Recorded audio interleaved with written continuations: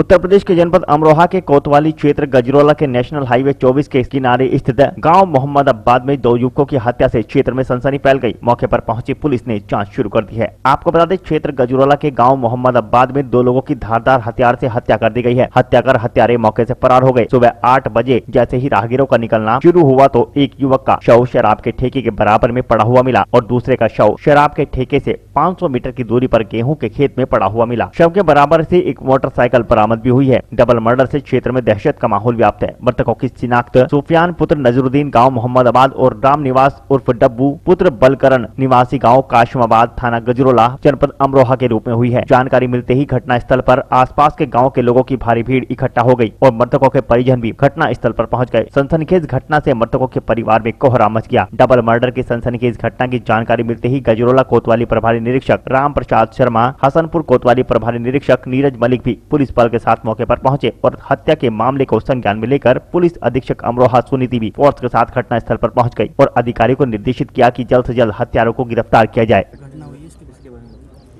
देखिए, ऐसा है, ये सुबह सूचना आई थी।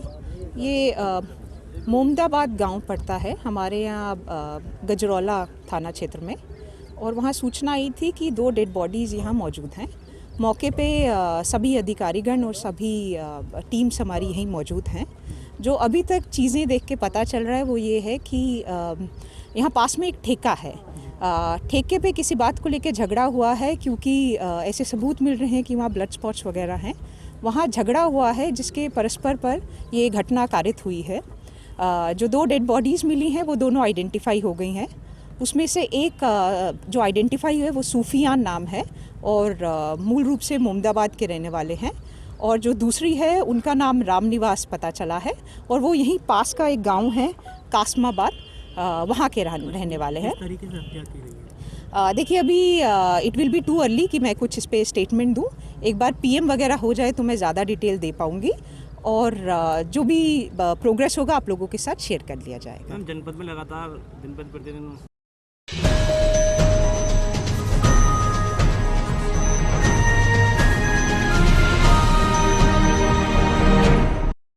प्रगतिशील समाजवादी पार्टी की युव जनसभा के राष्ट्रीय अध्यक्ष अमित जानी ने एक वीडियो क्लिप जारी किया है, जिसमें उन्होंने बताया कि प्रगतिशील समाजवादी पार्टी के राष्ट्रीय अध्यक्ष शिवपाल यादव का एक चुनावी दौरा अमरोहा से गजरौला में पूर्व सांसद हरीश नागपाल के नेशनल हाईवे पर स्थित होटल हवेली में होने जा रहा है और शिवपाल यादव बृहस्पतिवार 25 फरवरी को सुबह 11 बजे पूर्व सांसद हरीश नागपाल के साथ 2022 चुनाव का बिगुल फूकेंगे। इस मौके पर अमित जानी भी मौजूद रहे। बता दें कि प्रगतिशील समाजवादी पार्टी के राष्ट्रीय अध्यक्ष शिवपाल यादव के अमरोहा जनपद से से गजरोला में पूर्व सांसद हरीश नागपाल के होटल हवेली में होने वाले इस कार्यक्रम की महत्वपूर्ण जानकारी खुद प्रगतिशील समाजवादी पार्टी के युवजन सभा के राष्ट्रीय अध्यक्ष अमित जानी ने साझा की। उन्होंने बताया कि अमरोहा की धरती से शिवपाल यादव चुनावी बिगुल फूंकने जा रहे हैं और 2022 में चुनाव में उनकी महत्वपूर्ण भूमिका होगी। अमित जानी ने विपक्षियों पर निशाना साधा और कहा कि कल होने वाली सभा में वह भी मौजूद रहेंगे। बताते चले कि हरीश नागपाल 2004 में अमरोहा लोकसभा से निर्दलीय चुनाव जीतकर लोकसभा के सांसद चुने गए थे और भाजपा ज्वाइन की थी, लेकिन उसके बाद उन्होंने भाजपा को इस्तीफा दे दिया। अब शिवपाल यादव का उनके होटल पर आना सीधा सीधा इशारा है कि हरीश नागपाल उनकी पार्टी को ज्वाइन करने वाले हैं। प्रगतिशील समाजवादी पार्टी के राष्ट्रीय अध्यक्ष माननीय श्री शिवपाल सिंह यादव जी कल पूर्व सांसद हरीश नागपाल जी के कार्यक्रम में शिरकत करने के लिए गजरोला स्थित हवेली होटल रेस्टोरेंट पर अमरोहा डिस्ट्रिक्ट में पहुंचेंगे। जो तमाम लोगों द्वारा कहा जा रहा है घमंड और अहंकार में कि प्रसपा क्या है, प्रसपा की ताकत यह है कि प्रसपा के जो राष्ट्रीय अध्यक्ष हैं माननीय श्री शिवपाल सिंह यादव जी, वो उत्तर प्रदेश के 75 जनपदों में एक महीने में दौरा कर लेते हैं। एक महीने में वो कम से कम 40-50 जनपद घूम लेते हैं और एक एक जनपद में उनके 50-50, 100-100 दौरे चुनाव तक हो जाएंगे। और जहां भी वो जा रहे हैं वहां हजारों की तादाद में कार्यकर्ता है, लाखों की तादाद में आम जनता है। लोग माननीय शिवपाल सिंह यादव जी को हाथों हाथ ले रहे हैं और कल का जो कार्यक्रम है अमरोहा का, वो भी बड़ा ऐतिहासिक कार्यक्रम होगा और उसके कई राजनीतिक मायने हैं। माननीय शिवपाल सिंह जी अमरोहा में आके कल एक नया सियासी बुगुल बजाएंगे और माननीय शिवपाल सिंह यादव जी अमरोहा की जड़ों में प्रगतिशील समाजवादी पार्टी को उतारने का काम करेंगे। प्रगतिशील समाजवादी पार्टी को अमरोहा में मजबूत करने का काम करेंगे। अमरोहा आके माननीय श्री शिवपाल सिंह यादव जी कल चुनावी बिगुल फूंकने जा रहे हैं और जो लोग अहंकार में घमंड में चकनाचूर हुए जा रहे हैं, जिनको आदमी में से बदबू आ रही है और जो लोग ये समझ रहे हैं कि अब वो खुदा हो गए हैं, भगवान हो गए हैं और उनके अलावा और दूसरा कोई उत्तर प्रदेश सत्ता में नहीं आएगा, उन लोगों को आने वाले विधानसभा चुनाव में 2022 के परिणाम से पता चल जाएगा कि आखिर उन्होंने क्या खोया क्या पाया है। लाभ हानि का जो पता चलता है वो जब चलता है जब ऑडिट रिपोर्ट आती है। तो 2014 में ऑडिट रिपोर्ट आई थी तो 5 MP आए थे। उसके बाद 2017 के चुनाव, उसके बाद 2017 के चुनाव में दुर्गति का शिकार हुए वो लोग। उसके बाद 2019 में उन्होंने मुंह की खाई। और इस तरह के जो घमंडी नेता बयान दे रहे हैं कि प्रसपा क्या है और प्रसपा का जनाधार क्या है, तो जनाधार देखना है अगर किसी को तो कल माननीय श्री शिवपाल सिंह यादव जी 25 तारीख को अमरोहा में हवेली रेस्टोरेंट में पहुंच रहे हैं, आके देख ले। अब हवाएं करेंगी रोशनी का फैसला, अब आंधियां ही करेंगी रोशनी का फैसला। जिस दिए में जान होगी वो जलता रहेगा।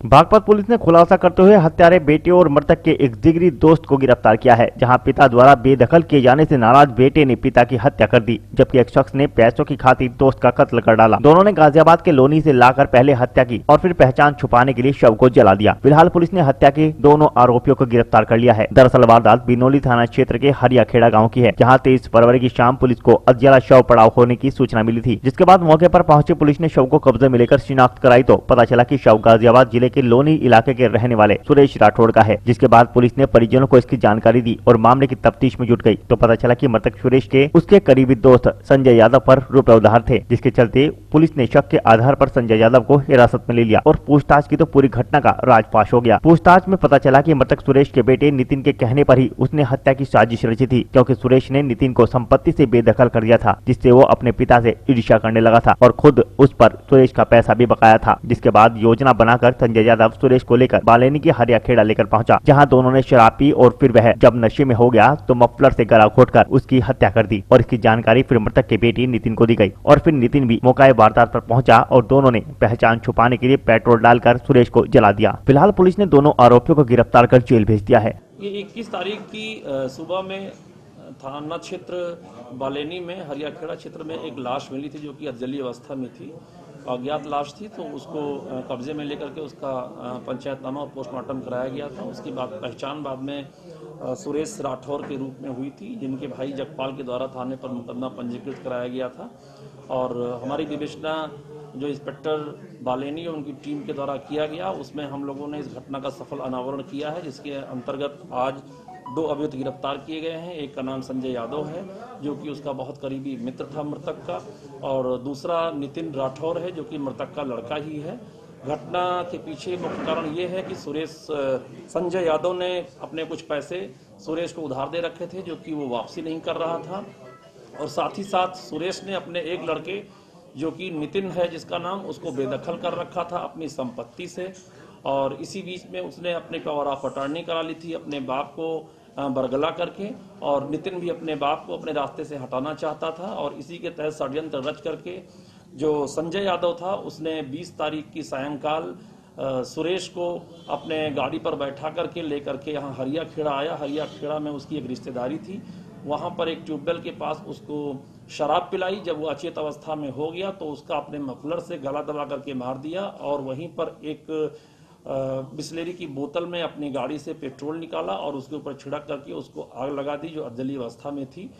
सारी चीज़ें बरामद हो गई हैं, जो कि उसके पास जो उसका पर्स था, जो उसका कार्ड था, जो मफलर जो घटना में यूज़ किया गया, जो बोतल थी यूज़ की गई घटना में प्रयुक्त, जो मोटरसाइकिल घटना में प्रयुक्त थी, बरामद कर लिया गया है। गिरफ्तार अभियुक्त संजय यादव बहुत शातिर किस्म का अपराधी है। ये पहले भी हत्या में जेल जा चुका है, आजीवन कारावास हो चुका है, गैंगस्टर का मुलजिम है। और जो इसका लड़का था मृतक का यानी नितिन, उसके ऊपर भी कई मुकदमे हैं जो दिल्ली में दर्ज है। हम लोग तहकीकात कर रहे हैं, कठोरतम कार्रवाई की जाएगी। इनके विरुद्ध गैंगस्टर एक्ट का भी मुकदमा पंजीकृत किया जाएगा। जो टीम जिसने खुलासा किया है इंस्पेक्टर बालेनी की टीम को, उनको हमारे पुलिस अधीक्षक महोदय के द्वारा 5,000 रुपये इनाम की घोषणा दी गई है।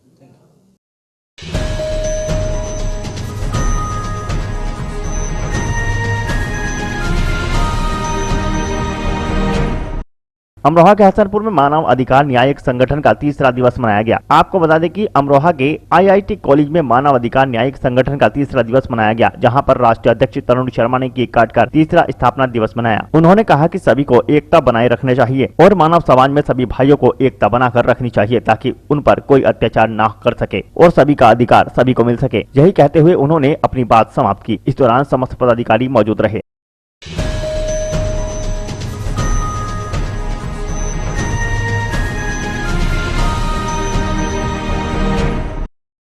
आज के बुलेटिन में इतना ही। कल फिर होंगे हाजिर कुछ नई और ताजा खबरों के साथ। देखते रहिए हलचल इंडिया, बेबाक खबर तेज असर।